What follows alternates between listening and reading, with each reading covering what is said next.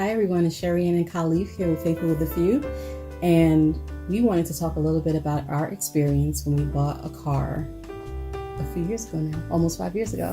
More than 5. More than 5 years ago, okay.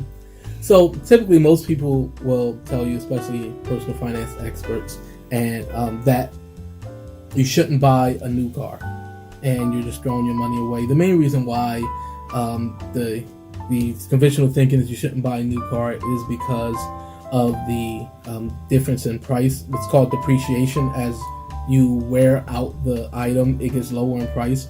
The things about cars is from the moment it's no longer considered new, it depreciates a lot. So people will say you drive it off the lot and you lost thousands of dollars. So, that's the reason why. That's the main reason why you shouldn't. If you buy used, somebody else absorbed the depreciation. They bought it for $30,000, and now 5 years later, or 3 years later, let's say it's worth $23,000. That's $7,000 loss. They absorb that, and you could come in and just buy it for $23,000, and you don't have to worry about losing $7,000 in a couple of years.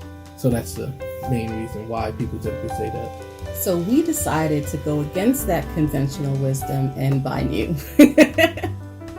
And the first thing I want to say, and you'll hear from other people, is that personal finance is personal. So every idea is not cookie cutter, and you have to look at your own specific situation.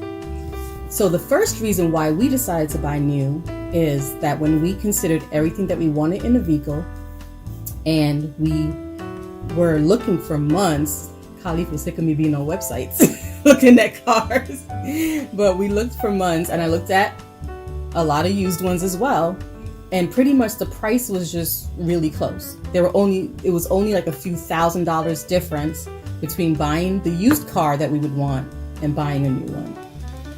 Yeah, I remember specifically in one case it was $1,000 difference.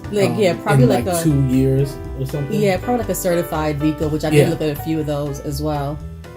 Just because of the the warranty that you can still get, considering that. But yeah, only a few $1,000s difference here and there.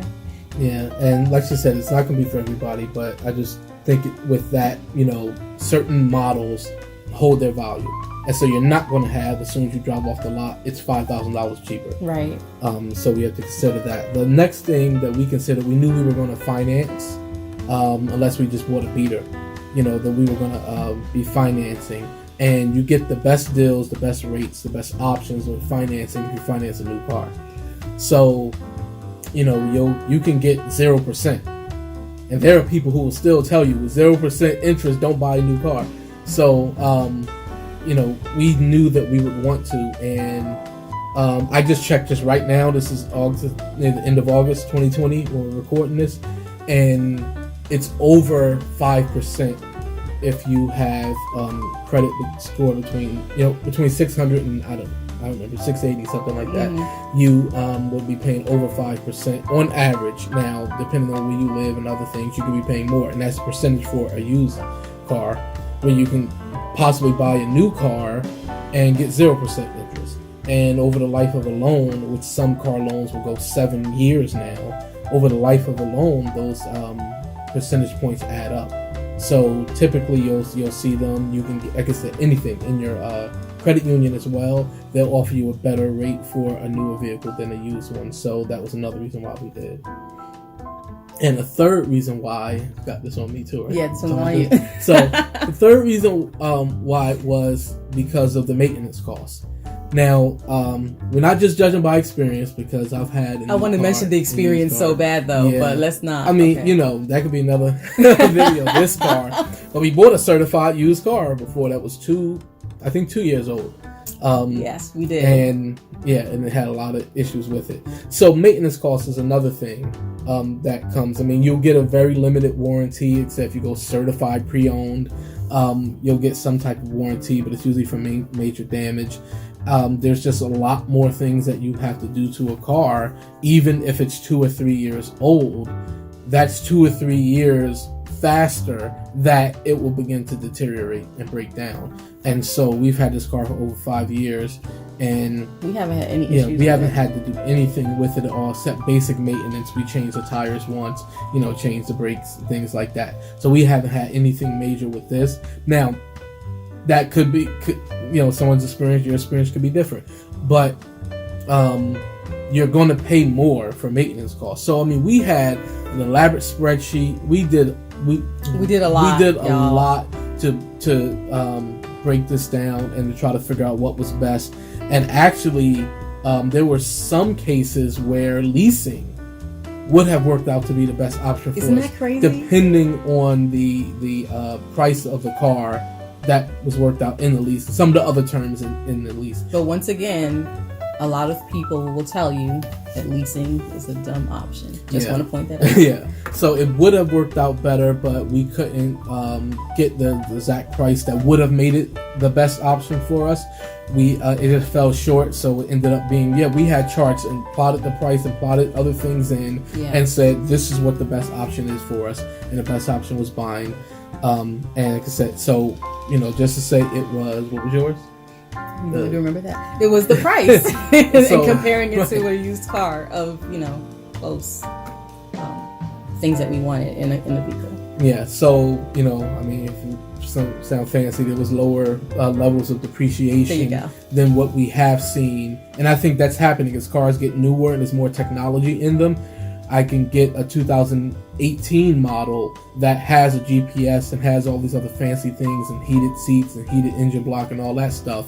It's not going to depreciate as much as in 1985 trying to buy a 1982 model or 1983 model.